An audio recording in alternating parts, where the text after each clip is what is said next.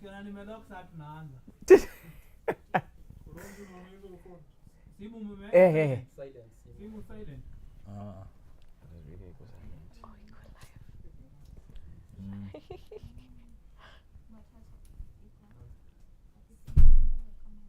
hope our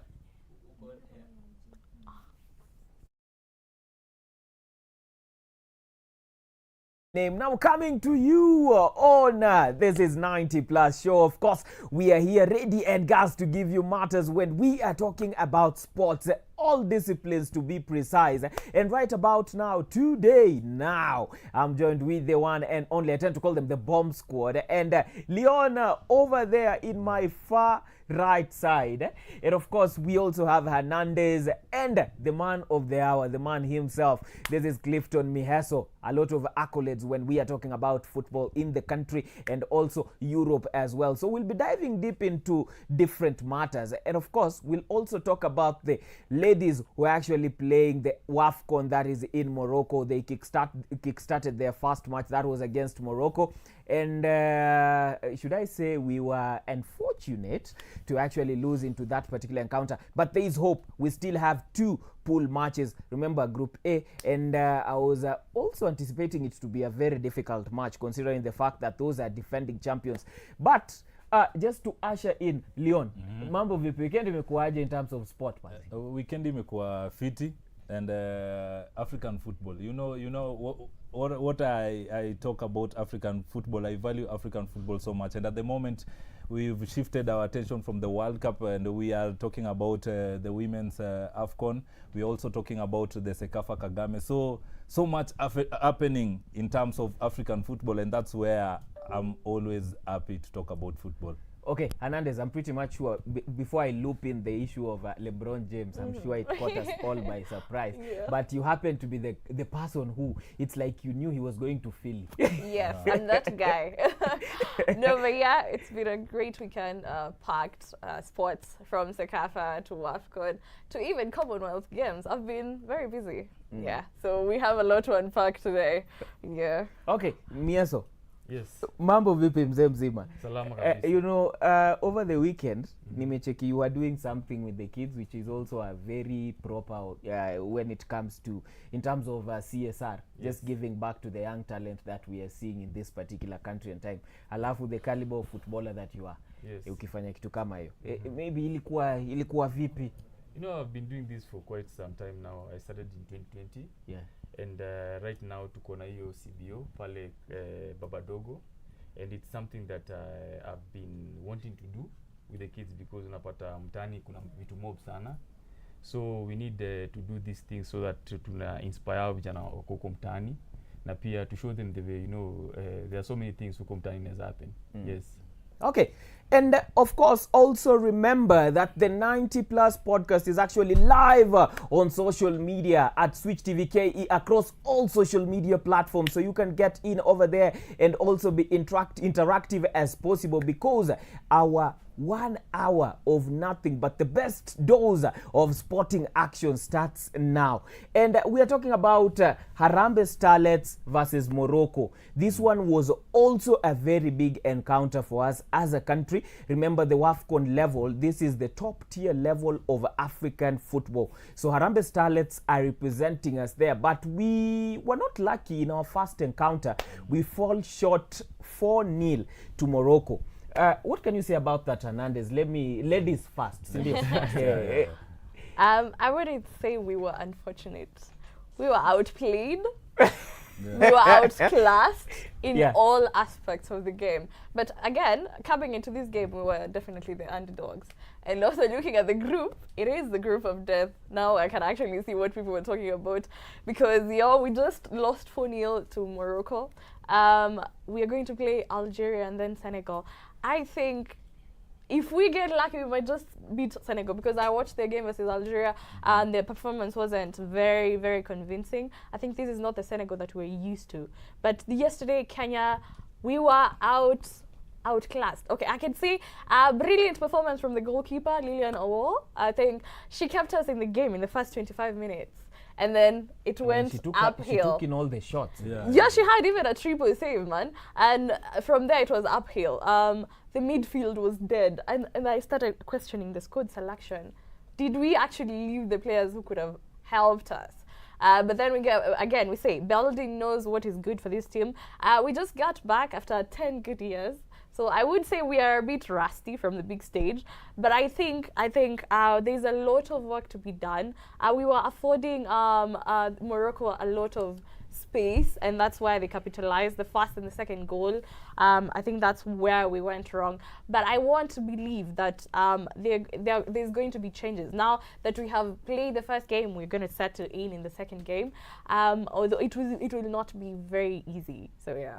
It's not going to be an easy one. It is not going to be an easy one. Okay, Miheso, Yes. having been a player and you've played at such a level, but of course that's the men's. What can you say is something that actually runs into a player's mind when we are talking about playing football at that kind of level? I think the first game in such a tournament is always difficult because of the stage fright, and you don't know what to expect, and you know the things that have been happening before the tournament for the girls. And coming to the first game, losing 4-0, for me it wasn't a surprise because, you know, Morocco Morocco are on another level, you know. Yeah. And the girls did well. I have to commend them because they tried in the game. But, you know, it's football. Sometimes you try things and they don't happen. So they lost 4-0. But maybe you would have expected them to maybe lose with a smaller margin. Maybe 2-1, maybe 1-0, but we'll take the 4-0. So we expect them in the next game to come up, maybe. One game at a time? Yes, one game at a time. Maybe give us better results in the next game. Okay, and there is something, it has actually even reminded me, there is something I once heard about coaching. As a coach, you stand at the touchline and your team has conceded 4 goals. You immediately lose your tactics, you immediately lose your plan. So it's more or less like, maybe let's just try and play so that they might not reach 5. Yeah, damage control. damage control measures. Is it the truth? Yes, it happens. The game. It happen, you know, when you're losing 4-0, so you try and control so that you don't lose with a bigger margin. With a bigger margin. And you try to maybe get 1 or 2 goals to get you into the game. Yeah. But it's always difficult when you're losing 4-0 to get that composure to even come back into the game. You know, so it's hard. It's hard for the coach if you're trailing 4-0. Maybe if it's 1-0, then the coach anakuwa na a very good time because he can You do can at something. least tweak something, ubadilishe hapa na pale. But 4-0 ni mingi sana bana. I think before it even gets to 4-0, something should have been done. Something should have been done before it could have even gotten to that particular 4-0. Of course, Leon, what can you say about the physicality of the Moroccan side? Because I was looking at those ladies, my oh my, they're also, it's like they're built for the sport. Yeah. First, I will start with our 10-year wait to play in the women's AFCON. Didn't start as we expected. We all expected maybe we could have gotten something out of the match. But again, if you look at the opponents that we were playing again, like Miheso have said, we were playing against a side that has been runners-up in the last 3 editions. And if you try to compare Morocco and Kenya, even if you go to the players themselves, if you try to compare them, they are way above us. And yesterday Morocco showed us that there is levels to this thing. In that tournament we always have to talk about that. But not taking anything away from Morocco, they are one of the best sides we have in the women's AFCON. And at the moment we are talking about favorites to go all the way and win the AFCON. For the Kenyan side, we take positives from the 4-0 loss. So many things to be learned in that match. What positives? Yeah, we take from a 4-0 loss. I'll take positives because looking they didn't at get to 8. No. So that's a perfect positive. Yeah. By the way. Yeah, I'm talking about positives because if you look at the statistics, we had around 3 shots on target against a good Morocco side. There we had some moments. Defending champions. Yeah, we even hit the bar. Terry in the first half hit the crossbar. So those are the positives that I'm trying to talk about. And I'm 100% sure the technical bench with being led by Miss Odemba, they are going to address the mistakes that were done in the match. Because looking at the 4 goals that we conceded, also some were through mistakes. She talked about our midfield wasn't there. The Moroccan midfield was really penetrating easily. And you've talked about the physical aspect of the game. I feel like the Moroccan side, they're not so physical, because if you talk about physicality, the Kenyan side, as in look at their physique. Their physique. That's why I say they're built for the sport. Yeah, the Kenyan players are more physical. If we talk about physical, you know, there is the physique and also the physicality. But now you look at them, because I was looking at a couple of them, even from the pictures and stuff. You look at someone and you're like, they're built like players. You're built like a player. And I believe uangalie Miheso hivi sasa. Ukiangalia like a mguu yake exactly, na uangalie mguu ya common player. No, it got to a point it was physicality versus technicality. And I think the main reason why they won by 4-0 was the fact that we were doing the thing that we always called ngato gingato. We were marking them man to man. But Morocco were using the spaces. That's why I'm talking about there is levels to this. I feel like Morocco were just way above us. Okay, Hernandez. There is also one burning issue that, of course, I just must talk about it, and I'm pretty much sure hata siezi involve Miheso na Leon. You are the lady here. And I mean, we look at the empty stadiums, we look at the empty seats, and it is WAFCON. This is the top level of football in Africa. Do you think we are doing justice when we are talking about women's football? Is it a global pandemic as per the sort, or what? Because we are looking at even the World Cup itself, the Women's World Cup. We see a lot of empty seats. Is it that the sport is not being hyped among the ladies, or what? I think when you compare, you've already lost. If you compare the men and the women, you've already lost, because I don't think at any point the women's football is going to be the same as the men's football. And if you look at the let me digress a bit. If you look at Morocco, they are posing a very big challenge to every African team. Outside the pitch, they have invested almost 10 years into women's football. So they got to a point and they're saying, football belongs to everybody, not just the men. They went and pumped money. They actually got more facilities for the women. So now the sport and schools, they're very, you can collaborate. Schools, maybe on the CBCL, if you're not doing very well in class, there's a sports program. You can just go and play, and then you will be scouted from there. And this is your career. Now you're playing professional football. So now, I think even coming into this game, we lost before we entered the pitch. Because Morocco, they are here and we are here. We are just following.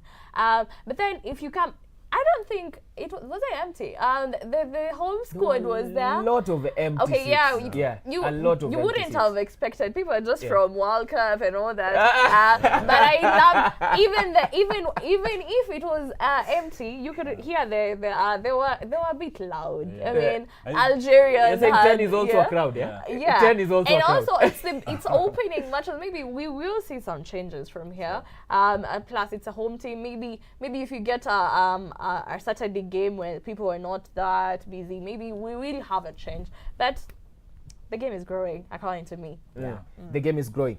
Okay, we leave it at that. Let's hope that the game is growing, and people like Hernandez are very much willing to support and actually be part of the cause. And of course, still on WAFCON matters, there is this particular leisure attire. Harambee Starlets, they had donned this particular one, and it's something that brought a lot of controversy and also criticism on social media. Now, I'll go straight to you, Miheso. You know, there is a time, this picture reminded me of back when you and the guys, the likes of Paul Were, David Cheche, Harambee Stars. Nyi mlikuwa mnavalishwa vitu fani sana. Si tulikuwa navaa, kwanza hata tulikuwa na jezi, tulikuwa na kila mtu anaenda na nguo yake. Imagine national Yes. There was no tracksuit. There was no tracksuit at that time. At that time. So for me, this is my stand about this particular attire. I'd say it's more or less like a try. It's a bonus. Okay, I know mtanirushia pia nyima ngumi, lakini because I was looking also at the comments, naona hata kuna wenye wanasema ako kakitu inakaa ile kofia ya shiti. So there was a lot of mimic when we were talking about this particular kit in time. But Hernandez, unaona ilikuwa fiti? Is it a hit or miss? It's a proper miss. Because it feels like someone alipewa tender and then maybe a month prior, and then hii ni kazi yake akikuja kumalizia like a last minute thing. Anakaa mtu aliingia AI. Yeah. Like, let's do something faster because Okay, you look at this. It's an issue of fundi alikula deposit. Mbaya sana, because there is no creativity. You didn't put any work into this. I'm pretty sure hata wewe upewe itenda, you don't know nothing about nini, but you'd come up with a better style or a better. I think this is a miss. It looks like ni kama hata unaweza fika place you just black this thing out and it's a bare black. I mean, we can do better. But okay. You know, if you saw the other teams and you utajua like Oh, that's why.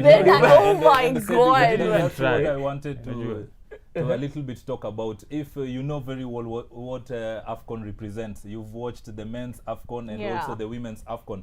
It's always a tournament to showcase African heritage and the culture. And remember, this is the first time that the women's AFCON is being broadcast live in the United Kingdom and also in Germany. This is the first time. So it was our proper stage for us to show what we got. Exactly. If you look at the likes of Nigeria, did you see how Nigeria came in? They took their time. Did you see how Ghana, the likes of Senegal? If you look at what these girls are wearing, it's something like maybe she's going to sleep and something something that I should talk about to the Kenyan designers. Yeah.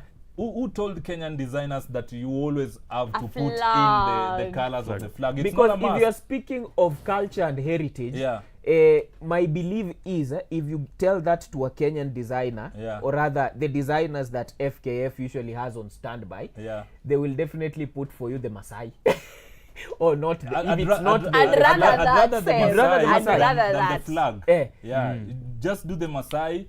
Or do something that is red, something that maybe is black, maybe is green, but do you have to put in the flag? It's like you've just... And it's an underlying problem, because even the ones that were going for Commonwealth, the same thing. I saw also the Commonwealth ones. So the designers really let us down. They could have done a better job. Okay, but in my defense, that's why hata nilianza na Miheso nikisema back in the days what they used to put on, actually the picture that is most iconic, it lives rent free in my brain, ni ile yenye mlikuwa mmevaa kaki za, I think zilikuwa kaki za cream na makoti, alafu kuna yenye paka mme and picture mwenye nakuja kwa akili ya kwanza ni Teddy. Ilikuwa AFCON. Ilikuwa AFCON. What year was that? 2019. Yes. Okay, so unadhani nini tu wenye inaweza fanywa just to bring this issue to a stop? The fact that when it comes to us representing the nation or even the continent, when it comes to sports, we have very, for lack of a better word, very shitty kits. I think it's planning. Ukiangalia hata madem before even the tournament, there was tulikuwa na chaos. Walikuwa na goma about their allowances, you know. So it goes down to planning, because if you plan well, we'll have proper attire, we'll have proper timelines for training, we allocate allowances on time, najua. Because ukiangalia our madem, najua, they are representing the country, they are representing us. So ukiweka hiyo picture, they are wearing that attire. Hiyo ni Kenya mzima. Anyone who is out there who doesn't know Kenya, they won't be interested with Kenya, you know, because if you see from the attire, there's nothing more. Unajua, it's just iko tu hivyo plain, unajua. There's nothing more that is showing that these women are representing Kenya. And they should improve, because it's a high time that we take these things seriously, because that's a very big stage. And inaweza to market vizuri as Kenya. You see, we should take advantage of those things. You say actually even some pictures zenye saizi naweza sema pia ziko rent free in my brain. I think when we talk about the World Cup, the first thing that comes into my mind is the Congolese attire. Exactly. Also Ivory Coast did themselves well. As in, those ones are the ones which you even remember when we are talking about attires, even when we are coming to comparison. Msa atasema mbona amgetengeneza kama ya Congo. And if I should chip into what even Miheso is trying to talk about, Akor Adams, who is a Nigerian striker, he signed from Sevilla to Venezia some days back. Did you see how he appeared in the when he was signing? He wore the full Nigerian attire, the kitenge. He was like, I'm from Nigeria, I'm representing Nigeria. I'm in Italy, I'm signing for Venezia, but The culture will all always have to know go that there. I'm Nigerian. Yeah. So that's the main reason I feel like that's not the kind of attire to shone hata vitenge basi. Akina iwafikie, this should be the last time we are complaining about attire. We are About hosting attire, yeah. AFCON. Let it be known. Let them learn from us. We are hosting. I mean, that should be the first thing. We put some work and some time into it. The Nigerian ladies unaona hata wale wenye they were built but they were forced to wear the kitenge. Like a Nigerian lady should wear The this way. kitenge. Yeah, and it turned out very much okay. Yeah. Okay, and let's now shift our gears to the CECAFA Kagame Cup happening in Kigali, Rwanda. And of course, also there is that particular matter of the kits. And there is the Tusker kit. My producer, Anto, the Tusker kit in comparison with the Gor Mahia kit. The tracksuits. The tracksuits, yeah. Leon, you really had something to say about this. Yeah. Because you are even literally asking, who is the designer? Yeah, it's me. I'm a big fan of Tusker FC. I've always been supporting Tusker FC in the KPL, and I know that the biggest club in Kenya is Gor Mahia. And like Miheso have said, outside the country, when a team goes outside the country, then it doesn't represent Gor Mahia. The moment Tusker, the CECAFA, they're representing Kenya, Gor Mahia is representing Kenya. And for me to see Gor Mahia wearing a track that is a quality I would compare to secondary school ball games, that's the kind of quality you will see there. It's something that I feel should be addressed. And we've talked about designers. I feel like the person that is in charge of kids at Gor Mahia is really letting the club down, because Gor Mahia is not at the level that you should see them wearing such tracksuit. Look at what the Tusker was wearing. That's how you represent a team. Let me tell you one thing. If you look at the Tusker players coming in with that tracksuit, you'll take them seriously. You'll see that this is a well-managed team, even before they play, how they are dressed, the kind of bags that they are carrying. And then you see Gor Mahia coming. Somebody who doesn't know Gor Mahia and Tusker will tell you that Tusker is a bigger team than Gor Mahia. Yeah, if you show me those two pictures. If you show somebody those two pictures, they'll be like, Tusker is bigger than Gor Mahia. So I feel like the person in charge of the kids at Gor Mahia really needs to do better. Okay, Mia, so let me fire shots here, because you know, we are lucky to have a panelist who were part of the game. Exactly. I'd say in terms of making our clubs corporate, there are only few clubs, and I don't know, is it because of the ownership? Because you'd see the likes of KCB, you'd also see the likes of Tusker. They have that corporate feel in them. Even as players, and Ingwe, nilikuwa naona Ingwe ilikuwa inajaribu. Ingwe wako kwa bandwagon moja na Tusker. I'm sorry to say Gor Mahia not Tusker. Sasa sijui Miheso ulitoka Ingwe mkaachana nayo. But Ingwe used to also try one level or another, but nowadays wacha tuone pia how, because they are almost pia how si continental football ndio inanok. Tuone vile pia how wata behave. But when we are talking about these particular things, these are things that should be seriously taken. Miheso, wewe unaonaje, is it a player thing? Ni nyinyi ma player ndio mko na kiburi, amtaki kuvaa vile mmeambiwa mvae ama nini? Because this is something that we also see naturally. Mimi nakumbuka nikigrow mtaani ilikuanga player ni mtu wa kupiga luku. You stand out. Players are actually expected to stand out. But the difference sasa na nyinyi, mimi nitasema ukiangalia hapa sasa off pitch ndio mtapiga ile luku kweli. Wachezaji wanang'ara off pitch. But sasa ukiangalia when it comes now to where we are supposed to showcase what we have got as a country, sasa kama hiyo kwa leisure items ni nini, kwani mwili zenyu ndio sio mzuri ku I think unajua most clubs in Kenya, I think they need to take marketing and imaging seriously, because unajua these are the things that portray your club out there, and they put you out there in the market and people take you seriously. You kiangalia like what Leon has said about the tracksuits. It's something that is unajua inaweza chukulia lightly, but you know it's something that it's an image of the club, unajua that the players are portraying out there. So I think these most of these clubs they need to take, and you know, like they are big clubs. You cannot say like the likes of Easy Teams Umetaja that they lack the funds. You know they don't lack the funds, because the funds are there, but maybe they don't take this thing seriously about marketing. Also the seriousness that it deserves. They don't take it seriously, because I know, I've been there, and I know how this they as long as they've paid their allowances, as long as the team is imela kotilipoa, as long as team there are no complaints about money or anything else, they don't think that Hizo zingine zimetosha. hizo zingine zimetosha. They don't know that kuna vitu mobs unaweza fanya to a club to elevate the club, unajua to another level.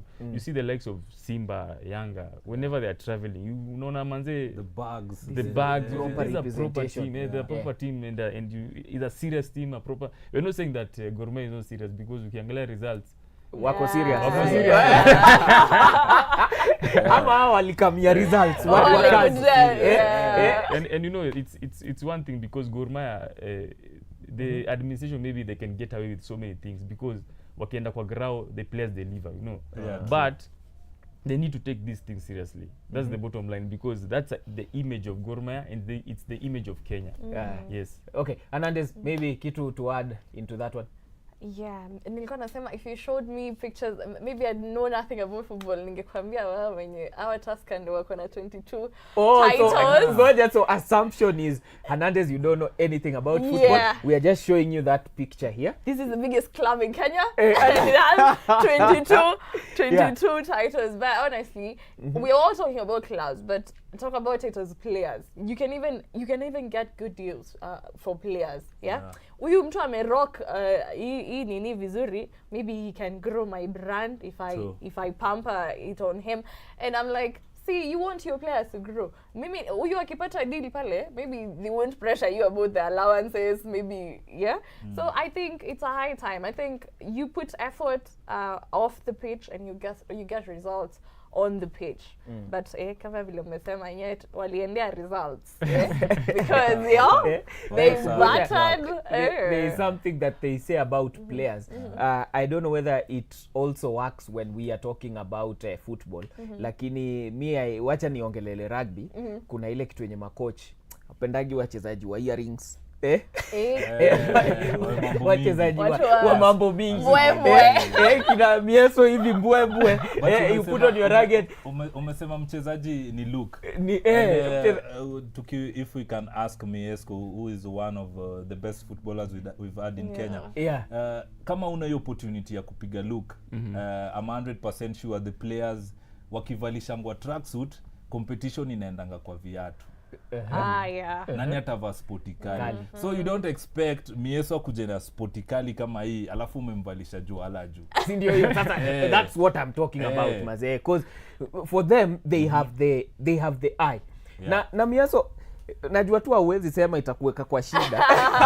Lakini if 100% or rather even 90% of players were given an opportunity to choose whether they are supposed to put on this kit or not put it on, niko sure wachezaji watakataa hii kitu maze. Haileti, because you'll come, umetoka home, umerock ndio hizo sneakers zako noma sana. You are supposed to put on this attire because it's team protocol. Inakuwa protocol ama inakuwa ni a must, because hiyo ni kama uniform ya team. Ni uniform ya team. Unapata zingine mapata tracksuits zingine bwakala juu. Inakaa ni oversized tracksuit. You just have to put it on. Okay, poleni tu, lakini mimi naweza sema I can mention names. Sini kama kuna season Kenya Police walivalishwa masuti fulani na wakamaliza Air Force zote isili ile time yenyewe. Ni kama niliona hii ya Gor alafu unajua Machaka tena naikula na ile taki. Ile taki ya road. Sasa tena ndo ameharibu. Okay, so I think that's something that should be looked into when we are talking about, you know, it gives us the memories of back then when we were young, and we have to deal with parents who are telling us that unaenda kwa kinyozi utanyolewa nyolewe yote. So you just have to comply because you have no other option. So clubs makinike kabisa. We look at designs, and we look at also this perfect attires when we're talking about these leisure attires that these players are putting on. Then still on CECAFA Kagame Cup, this is Tusker versus Al Hilal from Sudan.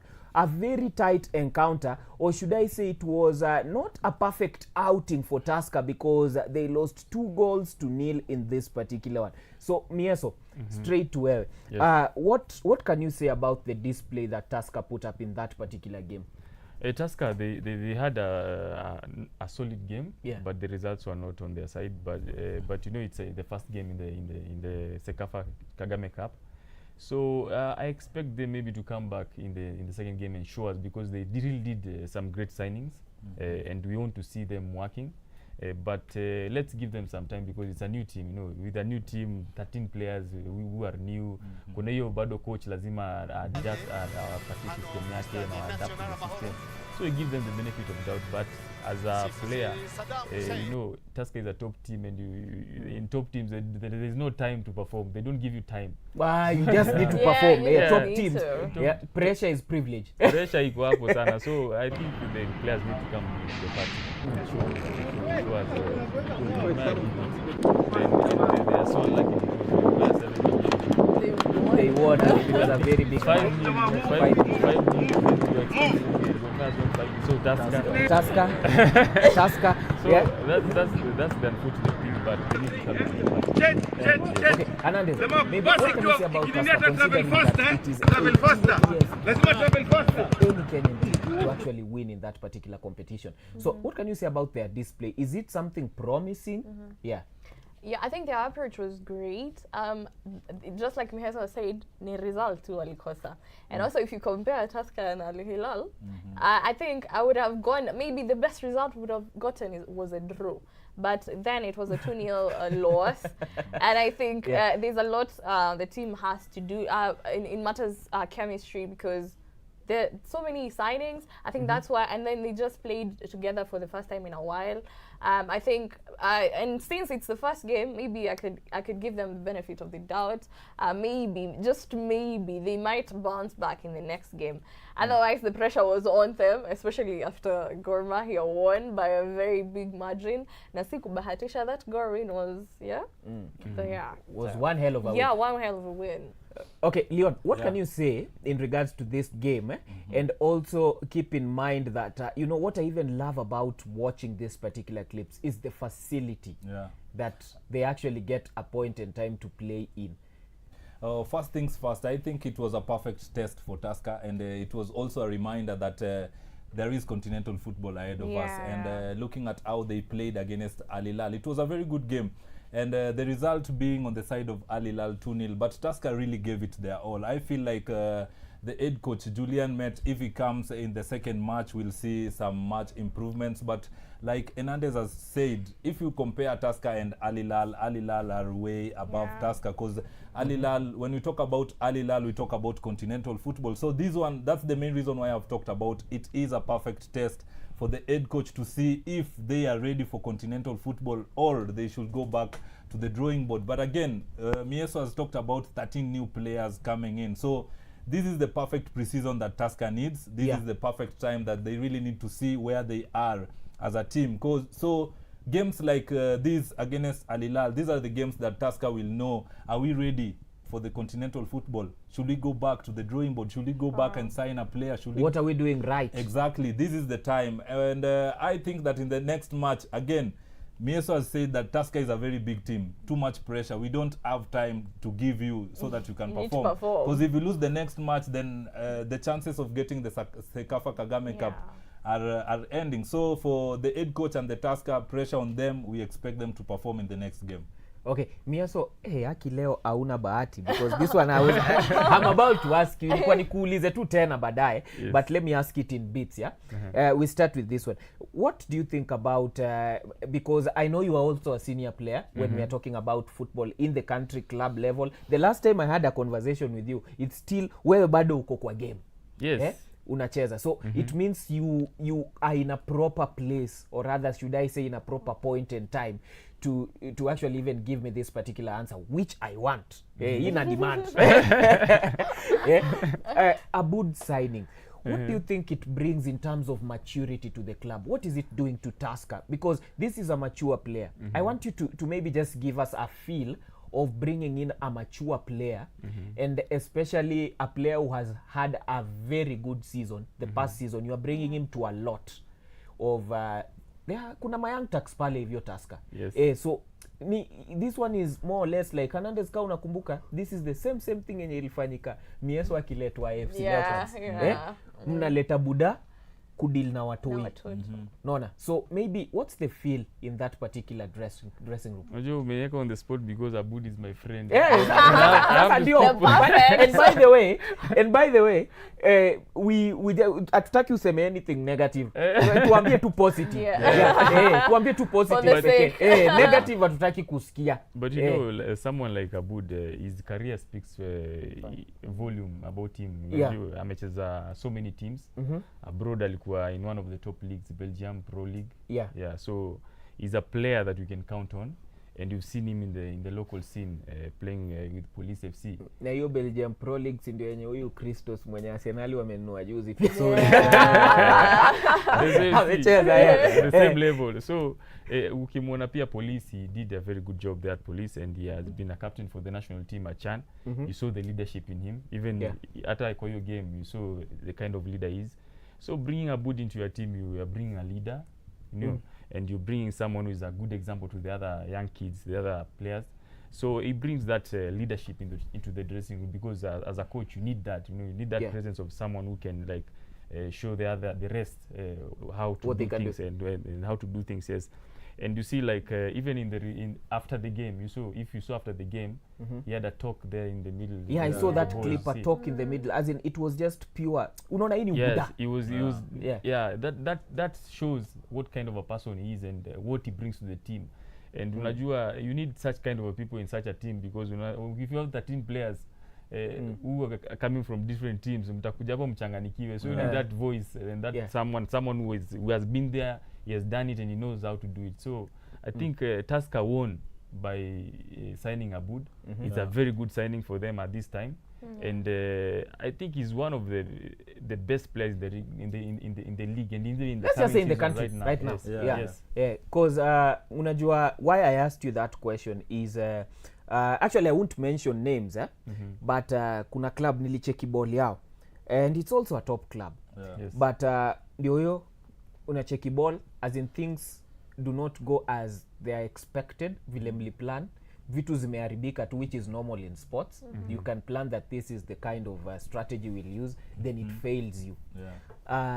Niko pale stands na tuko mafans tu pia kadhaa, but what I witnessed kwa ground, mnaona paka players wanagombana. Hey, we end up. And there's nothing worse like that. As in, you can just see from the body language that these people are uneasy. So Miheso, having been in that particular shoes, in those shoes, hapo ndio penye huwa masini ya player huwa mnaingililia ama wapi? I think all the mafans mnafahamu juu like football is a sport that ina involve emotions. And you see that's my players could argue kwa pitch. It's normal for us because sometimes, you know, the blood is flowing fast in the body and you want to pass a message across. You cannot go, hey, no, lazima you shout. Lakini kuna hiyo criticism na kuna ile yenyewe unaona this one would have fought this one if it wasn't a game. And you know there are different ways of portraying your message, you know, like me as a player, you'll never see me shouting at my fellow player, no, but you know, like sometimes you have to shout because maybe ako mbali unajua ama maybe ako karibu and akusikii unajua, but those are the things that happens in football. And as a senior player, sometimes you control the emotions unajua. If you see him and overboard, because you know they are human beings, they can fight and you don't want them to fight in the pitch. So as a senior player, you control the emotions, trying to come in between and like be the bigger voice unajua. Yes, exactly. As in, I really had to get it out from him, and he has actually brought it out. So that's the point, because there are always arguments, even on social media, even on banter to banter level, one-on-one, how you would sign an experienced or other a talented player. Now that is where it comes from. An experienced player actually has that, should I say, it's more or less kama kipawa. He can actually tone down when it comes to emotions and certain levels of those particular point in time. What Miheso has talked about football being an emotional sport, and arguments are always there. I'll take you back to the World Cup when Belgium were playing against Senegal. We saw Yuri Tillemans and Trossard. These are the most senior players in Belgium. We saw them go at each other in the hydration break at around the 70th minute, which everybody was talking about. Now they can't even win. Everything has collapsed. They are arguing against themselves. They want to fight. But again, they came back, they recollected themselves, and they won the match. So what Miheso is saying about, sometimes it's not that personal, it's just that emotions are very high. I wish, let me add this. I wish siku moja maybe you have a camera ukuja kwa changing room with that hidden camera and you see how the changing room is. Sometimes maybe kukiwa na maybe results haziendi poa. You see how the changing room is. People fight in the changing room. I assure you, we fight in half time or even after the game. We fight in the changing room. Okay, now that you've brought it, acha nikuulize. Yes. This one, wacha tukurudishe back your captain. AFC Leopards. Mashemeji derby. Yes. What is the environment tu vile inakaa? Tuseme ndio hiyo mengia locker room, and you know what it means Mashemeji derby, especially when there was even a time Gori ilikuwa inasema coach wetu heri tu ushindwe ligi lakini tusipigwe derby. Which is also the vice versa when it comes to AFC. So what's the environment pale locker room? Pia iko na hizo watu wanataka kupigana, watu wanataka kufanya nini, as in the kind of emotion there. Yes, if the results are not going well, obviously tutakuwa na hizo interactions whereby tuko na tempers iko high and you're throwing words, unajua, and even people maybe almost fighting because you're chasing the same goal. Everyone wants to win, and sometimes unapata maybe a player amefanya something silly and then you are like, unajua, zina happen kwa changing room. But when I was at FC Leopards, we used to have those issues, but you know, like with people like us, you know how to calm them down, you know. So kukiwa na hizo issues, you know how to come in between and try to mediate between the players and everyone. But those are normal issues in football. And I like kuna coach moja, I won't mention his name. Kuna time tulikuwa kwa Grauko and some players, unajua, that small-sided game, it's very emotional. You don't want to lose, and it's kuna hiyo pressure. So there are tackles flying everywhere, and two of our players started fighting. And we were going, the coach said, no, leave them, let them fight. They see why I love rugby. Rugby, we left you fight. So after they fought, we came after they fought, we continued the game. Then tukimaliza coach akaita kwa circle and asked them, have you finished? Are you done? We told them, okay, now salimianeni. Nikaishia hapo. So those are hizo ni vitu very unique zina happen kwa football ambapo mafans maybe they don't understand. But you know, like in football, these things kuna hizo disagreements and you have to take them as mature people. You know, you can disagree but still focus on the same thing. Unajua? Yes. Okay, Hernandez was actually even just saying something about rugby and stuff. I think coach pia ni mtu mwenye ameona rugby sana, because in rugby that's what happens. The referee will actually step aside. Yes, you're going to be punished, but you're going to be punished. But it's like, okay, now, gentlemen, that's why they say it's a gentleman's sport being played with hooligans. Football is catching up. Football is catching up. And talking about Abud, kitu iskudanganya ubante Abud, because I know for a fact he's going to clap back. And you won't like it. Atarudi hapo. And there's nothing. Keyboard iskudanganya but to some extent, he gives me the aura of Zlatan Ibrahimovic. Because that's how he used to tackle and deal with these things. And as a matter of fact, I'd say he's a strong player. Maybe let's talk about his longevity. Maybe such kind of things have actually kept him till now. The ability of not anyone can just come and rant the way they feel like about you. Unaona? Maybe you have, na sio kitu yenye all players have. Ni kama mimi nitasema hapa Miheso ukimtukana yeye ana mambo. Chazoea. I think it comes in when Miheso was talking about Abud being a good leader. And I always believe when you're a leader, if someone is trying to oppress you, you always have to have the voice to speak out, and that's what we see with Abud. And talking about leadership, the main reason why we talk about leadership on the Abud side is the fact that he signed for Tusker and immediately he is the captain. that shows you a lot about him. Because It's, he was it's more or less like shows you they brought him on board because of leadership. Exactly. Yeah. Exactly. Mostly. And he is a voice that can speak for Tusker, he can speak for the players, and also he can speak for himself. Yeah. Yeah. He is a captain on and off the pitch. Yeah. Captain Fantastic. Yes. And even without also, the armband. and also on social media, we've just talked about. I always I've followed him everywhere on Beyond. social media. If you go at him, he'll go. He will go back. Exactly. Definitely. Yeah, toe to toe. Yeah. He Kuna doesn't back down from kuna comments. pia the likes of hata Muguna Yeah. anakujanga vile umekuja pia. Hivyo. Atakurudisha huko penye umetoka pia huko. You know, plus social media kuna kongana bullying. Yeah. Yes. And I'll support Abud and also Muguna, because some people will come at you, try to bully you. You have to show them, I'm also a bully. I can bully you back. Miaso pia wewe ujae tu ngori siku moja. Unajua? No, I think we all have different. We have different ways of dealing. Tutachanga tutakuwa like yenyewe huyo amemchokoa. Amemfika mwisho. Huyo amemfika mwisho.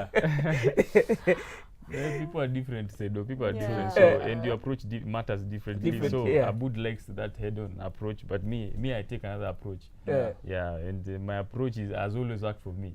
Inakuwa wewe ongea tu Yeah, kwa uwanja hapa ndio as long as unaongea, if you're commenting on my picture, it's fine. Just comment. It's fine. Comment whatever you want to comment, but at least I would like to tell the fans, at least comment na facts. Unajua, if you're commenting something, comment with facts and comment with something that is people can discuss, you know, because you're trying to grow the game and you're trying to have better ideas to run our football. So fan kama una comment on something, comment with facts and comment with at least some respect, you know, respect these players as well. Yeah. Yes. Okay, I usually I'm always off the opinion, not of the opinion, of the opinion that there is a certain kind of entitlement that comes in with sports, and I've actually even seen it, and it's very disappointing and discouraging because it also comes out from top leadership when we're talking about football, and also players who have played top notch football.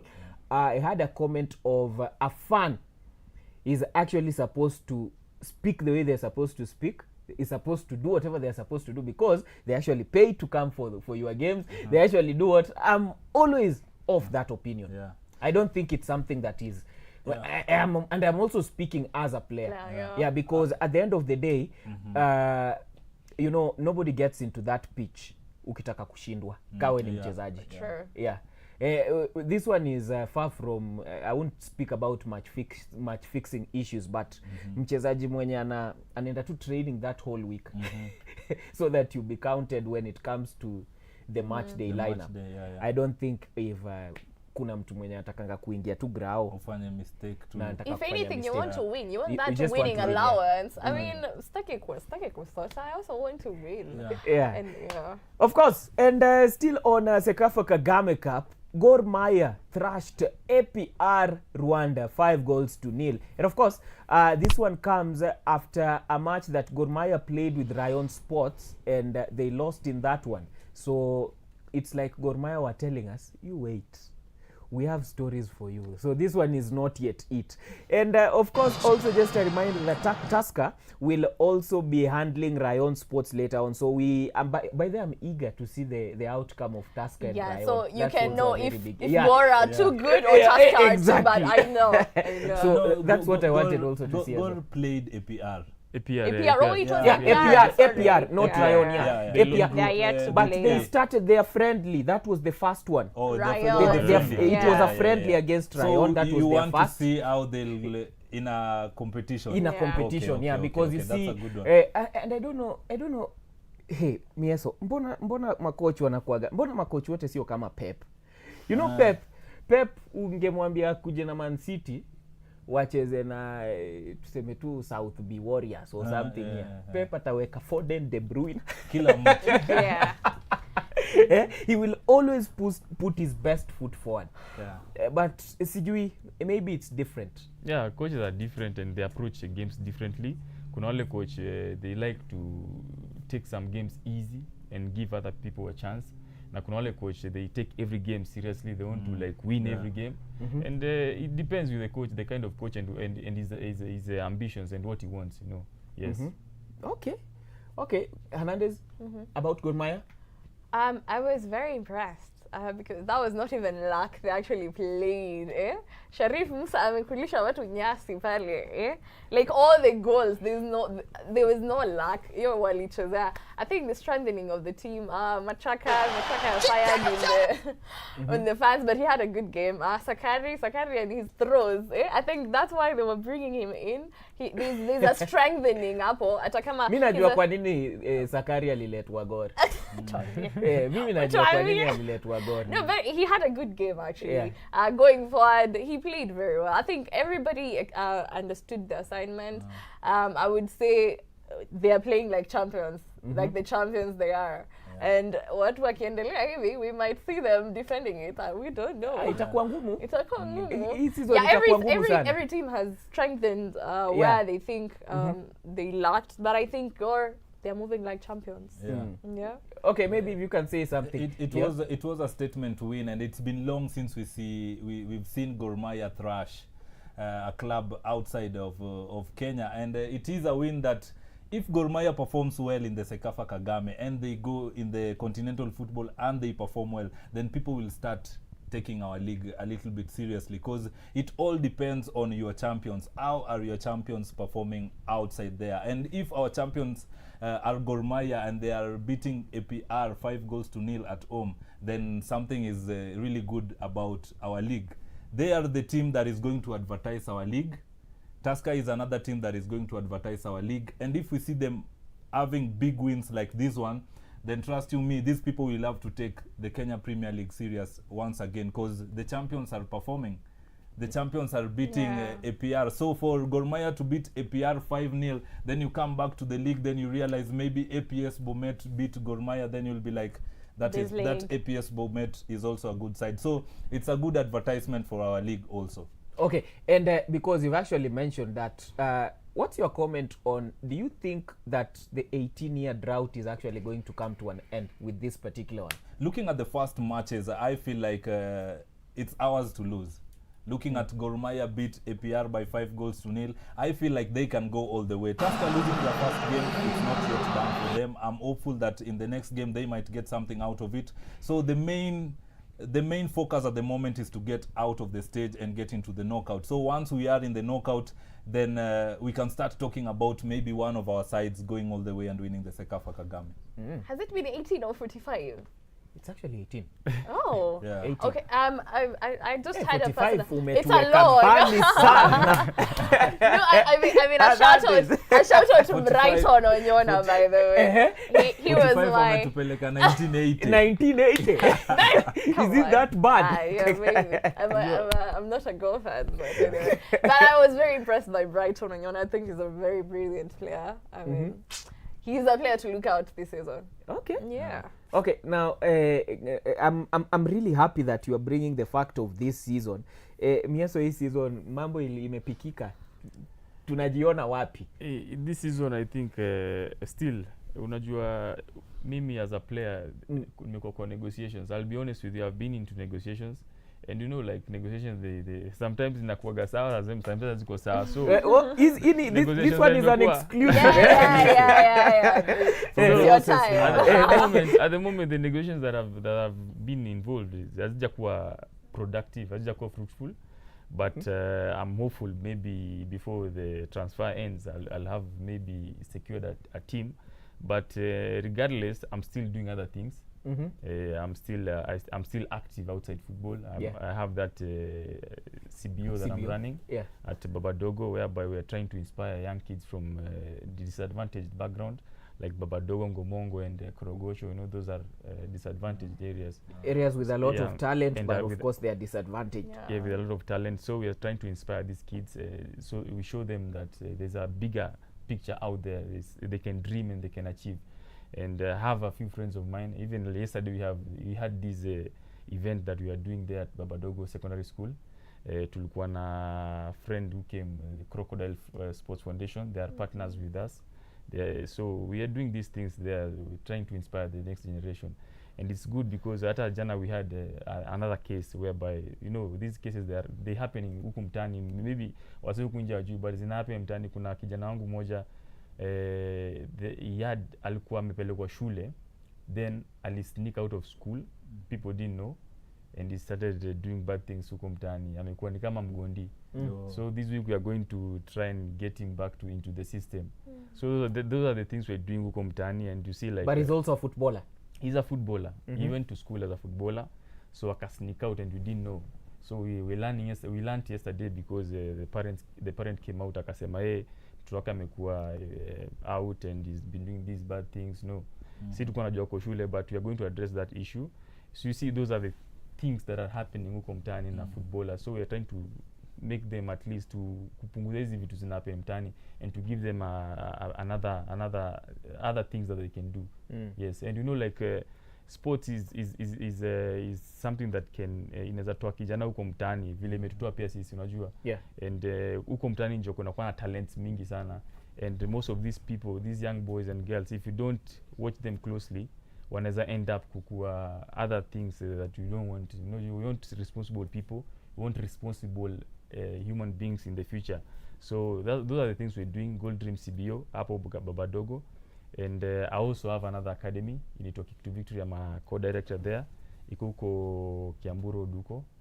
So we are trying to those are the things we are trying to do outside football. So I'm still active, even though yes. Na pia bado naonanga you are still training, actively training. Yes, I'm also actively training, because as a sportsman you need to be fit every time. And especially right now whereby I'm involved in negotiations, so I need to be fit for my next club. And I also need to inspire the next generation. That's why I'm doing those other things. So yeah. Kabla Anande za kuulize, because I see she has a burning sensation. Are we likely, unajua saizi, are you open to any opportunity when it comes also to hata kama ni Europe, hata kama ni local, ama nyama saizi umeamua tu kabisa ni hapa? Because you are among the first players. By the way, is among the first players wenye walikuwa Kenya kucheza maju. It's a do. Kwa hiyo maisha lazima uko open, man. If you're a closed book, then you'll never get this opportunity. So me I'm always open. I'm open because my career has been just like that, you know. Every time, unajua, and the footballer's career is very short. Now the moment you are on your peak, that's when you should take advantage, unajua. And these deals, they don't just come anywhere or any time. Zinakujaga moja. So I'm still open, and that's why you can see me doing so many things, unajua, because I don't want to do only one thing. I want to do so many things. I want to play actively. I want to be involved off the pitch. I want to be involved everywhere, because I know, like, I have a lot to give, because society pia imenipatia a lot, you know. You know, and I have also to give it back. Yes. Okay. Mine wasn't a burning issue. I actually wanted to commend him. I love what he's doing, because there's so many kids out there with talent, but if they're not handled well, they end up doing other things. I love grassroots football. I think that's why you scout so many talents from there. And also, I think he's posing a challenge to footballers out there. If the society gave to you, it's only right to give it back. Give it back. Yeah. I mean, you won't even be losing a lot. In fact, you'll be growing yourself. You will know your limits, and I think he's posing a very big challenge, and I think it's a high time we took it. And if you can support him, by the way, we're going to Tamwana Pokando. We can assure them how they can reach out. Okay, so maybe if somebody wants to support you, before I loop you in, if somebody wants to support you, akue part and parcel of your bandwagon, maybe what are the respective places penye wanaweza kushikilia mkono? But everything, the CBO is fully registered in our government, and also the foundation, Crocodile Foundation, is fully registered. We have our IG handles. We have a TikTok pia tuko. So if you want to reach us out, you can reach us out on IG kuna hiyo Gold Dream Foundation, Gold Dream CBO. You can also reach me out on my personal handle, Miheso Official. Yes. Okay. Leon, maybe something to add into that, because pia wewe ulikuwa mtu wa kucheza ball mtaani. You are among the few people wenye mlitoka block na wewe ukaamua uchezi hii ball. Unaambiwanga asshole. Mimi kuko one of the people wenye wametoka mtaani. That's why I want to commend what Miheso is doing, because I know what he's talking about. I know what is happening. For example, what he's just said about the young kid who escaped from school and is doing some shady things. That is something that is really hurting so many people. And for us to see a legend like Miheso try to help the young kids to play football, it's not all about playing football, and that's the main reason why we always talk about football is not just kicking the ball between 22 players. It's something that is bigger than that. And I think what Miheso is doing is not just to showcase the world that the boys have the talent, it's also to change them, their behaviors and how they see the society. We are not sure that all the boys that Miheso is handling will be players. Trust you me, he might even get maybe 2 or 3 are going to be players, but the rest, maybe they'll be doing other things, but what they're doing will sharpen their root in terms of life, because back in the hood is not something that you'll want to be in such a situation. I've been there. I grew up in Babadogo, where he's talking about. I schooled in Babadogo, and I know what is happening there. So Miheso, I think people should just come in and try and help. So you should be the first candidate and also the flag bearer. I'm 100% in. 100% in. I think I've talked to him, and I've also told him that after the show we'll get to have a discussion. I'm in. Whatever we can do will help. If it's not about the money, it's all about trying to also put it out there that Miheso is trying to do something that is going to help the young boys. I'm not looking at the talent, I'm looking at rectifying their behaviors, because the young boys are really dying in the ghetto at times of crime. And you know, when you've talked about that, just linking up to whatever Miheso is telling us, there is the famous social media guy. I don't know whether I should dub him the social media guy or what. Gaucho. Yeah, because I also had he had more or less like the a similar story to that. He was very good. That's where even the name came from. And what even made that story actually catch my attention is the fact that pia yeye alipitia kwa mkono ya Korea, the famous Korea, Coach Korea. And when you mention about Korea, especially when we are talking about Kenyan football, you know that this one is a masterpiece player. So if we can be able to get kids who are actually that good and make them to be in a position to make something out of their life, kudos Miheso.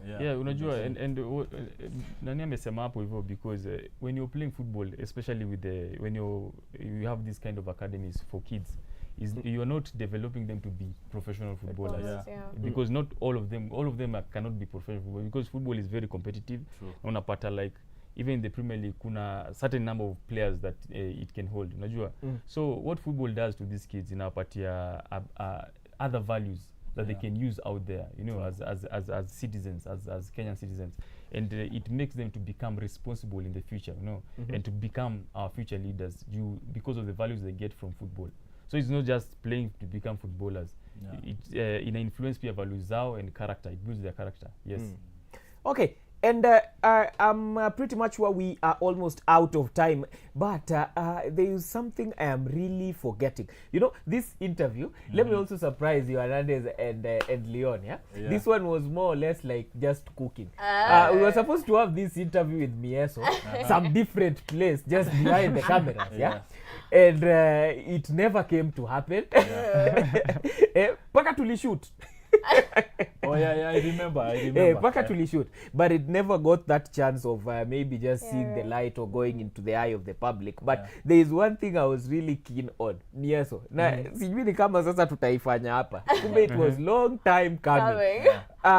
There is I'm sure you've all heard about the story of Miheso signing a contract at gunpoint. Wow. Terminating a contract. It was terminating a contract, I mean, at gunpoint.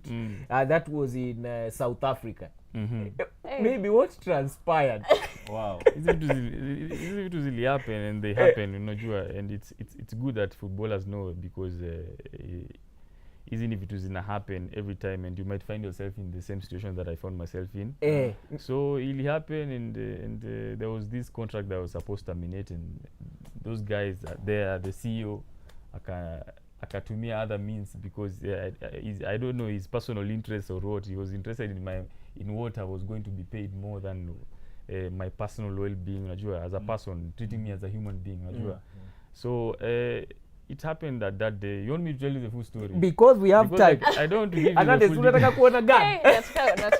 I am very invested. Yeah, because as in just paint it's to us. a unique story. It's I a very know. unique It has- story. And you see, one thing that even catches the attention is the fact that he says it's important that any other player who is cropping up Knows, yeah. never does the same mistake. Mistake. Yeah, Yeah. and something that Miheso should know is it's a story that I feel like you should tell it. You never know, it might take you back to that story and you might get justice. Okay, whichever way, It's a- he's yeah. going to tell it. It's a do or die for him. Yeah, Yeah, so maybe You're on the you are- spot. yeah, you're on the spot. So Yeah, maybe you just have to really talk about yeah, it. so Yes. maybe just paint the whole picture Yes. as to what transpired that very day, to a point that you literally saw a gun and you are like, you need to terminate this contract. So say do you know these clubs kuna hiyo time inafikanga whereby they want to draw players, you know, and maybe the coach has other maybe Hiyo ni players end that they want season. to bring. Not end season, it was half season. So and it happened that the club that I was playing for brought in a new CEO. So the new CEO alikuwa anataka kuja na players wake pia yeye. Because I don't know, that easy in the football circles it's happening because you find the coach amekam anataka kuja na players wake, maybe a new CEO amekuja pia, he wants to come with his new players, and then the CEO came. So this CEO came in, he wanted to bring his new players, and it happened that okay, he pointed me out that huyu jamaa ndio lazima aishi. So me I didn't know by the way, because we finished the training in the morning with the coach, and ilikuwa on a Friday, and the coach akatuambia okay, I'm going to alikuwa in Johannesburg. There were some games in Johannesburg. He was going to scout maybe something, and he gave us a rest from Monday. We are supposed to return on training on Monday. So alipatia off Friday, akatuambia Saturday Sunday rest, Monday narudi training. So we went back home. When the coach was away, I received a call from the CEO. He said, hey, Miheso, come to the office. I said, okay. I didn't know that there are other things, because I had trained well and everything was going with, like according to plan, and I was even like playing well, you know. So he called me to the office, and I sat there, and he started saying, "Oh, Miheso, you know," he started that talk before, you know, the bad news. I want we won't terminate your contract, blah blah blah. I said, okay, no problem, because it happens in football. You can terminate contracts. Maybe things don't work, you move clubs. So I said, okay, no problem, then let's us agree, because I have a running contract. The normal thing is to agree. You pay me my money, then I go. Yeah. That's the simplest thing. But he turned everything into a chaos. So there was no bad blood. There's nothing that built up to this. There was no bad blood between me and this, because he was new. I didn't even know him. Yeah, I had a relationship with the coach. So sitting down there, we were sitting down there negotiating. Then two men walked in a suit, and I thought that they were maybe errand boys for the Boss, for the office. Maybe they were bringing some things into the office. Yeah. So I was relaxed on the couch. So they walked in, and then wakatoa magan. Sasa mimi niko pale na nimewekewa contract hapa. And me, I'm like, hey, what is happening? By the way, it was a very, very serious situation, because I had never seen a gun before in my life. Nilikuwa naanga tu my K47 huku mtani na makarao. So the guy wakatoa magans hapo, and me, you know, my mother did not give birth to a fool. I signed the contract because will you die or you sign the contract? Just sign the contract. I signed the termination contract, and then they left with the termination contract. Now the good thing that I did is that I reported to the police. After leaving the office, the first thing I did. Now that's the South African police. Yeah, the South African police. So I went outside nikakimbia. I remember nilikimbia because I was so afraid. Sikuwa nataka anything, like nikiona mzee anakuja nyuma naona jamaa anifuata jo. So I ran, nikaenda kwa police, nikareport, and then it became a police case now, and the matter was addressed then. But that thing, whatever happened to me made me learn a lot, you know, because in football kuna vitu mobs na happen, and as a player some things you can avoid, unajua. Kama hiyo, me I think I would have avoided the situation if I would, kama siongeniita, and then I had someone, you know, as my manager or someone with me, maybe another player, unajua akuje na mimi, then we start negotiating, unajua, because if you're in a foreign country, you know, many bad things can happen to you. And unfortunately it happened to me, but I learned a lot, and the values that I got from that whole scenario manze mpaka leo zimenisaidia sana. And that is how to negotiate your contract and how to terminate your contract. You cannot, if it's terminating and negotiating, don't go alone all the time. Don't go alone, because anything that is involving money, even a lawyer. anything that is involving money. Now by this one is labda ungekuwa pia na mtu hapo hivyo. Yes, maybe it could have been different. It could have been different. Ningepiliwa pesa yangu yote, because there unajua uko na hiyo, umechanganikiwa, umeogopa, you are frightened, you're scared for your life. Unajua the funny thing is that unajua after nimetoka kwa hiyo ofisi, nimereport kwa Karao, I did not go back to my apartment. I went and booked a hotel for the night. Then the following day, Kenya. And I think what they put you through, Miheso, I think if you wouldn't mind putting them on the spot on national TV, if you don't mind just mentioning the team. The team is well known, so that people outside there can know the kind of team that is, because that's very bad. Leon, the team is well known because this is a case that happened in 2017, and it was addressed then by ilikuwa na trend, by the way, ilikuwa kwa TV, ilikuwa na trend. So the team is well known, but I think they changed the CEO to give them the benefit of doubt. They changed the CEO, and I think there's a new administration there. So it's not the institution, it is the person, because because kwa football, most of these administrators, they have these selfish ambitions. And I learned that he wanted to take my money.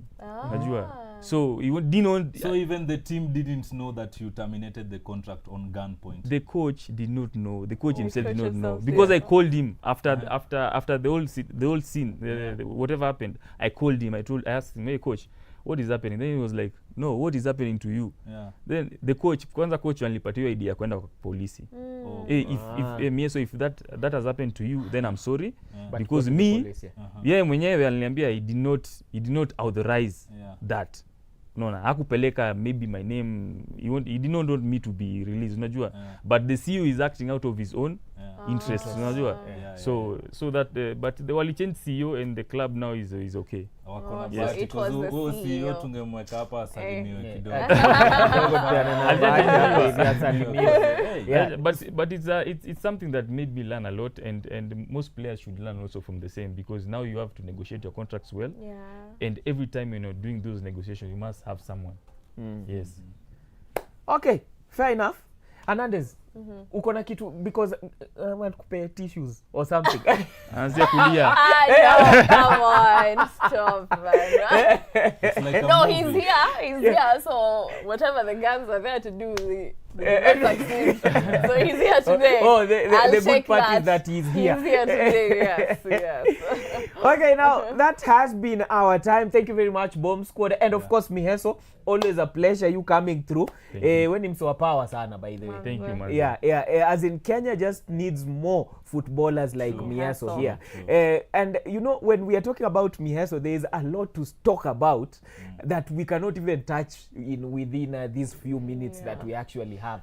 Because we Leon, you have something. And if you see what Miheso has done in terms of being a player and also his personality, we are very much sure that what he's doing with the kids will turn out great. Definitely. Because he is a great man, looking after the young boys. So trust you me, we are very sure that something is going to turn out of those boys, because he is a great man. Ni vile those people cannot know his personality. Like if they get a chance to meet and interact with him, and also have some dealings with him, they will pretty much understand the reason as to why we are saying that Miheso is actually a man and a half when we are talking about also football in the country. Bado hatujaguzia level yake vile amesoma, usimuone tu ako hapa. We have not touched on a lot of things, I mean. So those are one of the things that when we are talking about the pride of Kenyan football, we cannot go without mentioning the likes of Eric Miheso, of course also his accolades as well. Now that has been our time today at the 90 Plus podcast with Meonje Kusimba and of course the Bomb Squad. God. And we'll be giving you more and more of this particular one. So let's catch a date next Monday, same place, same time. And always remember to put your mentality up at Mamba.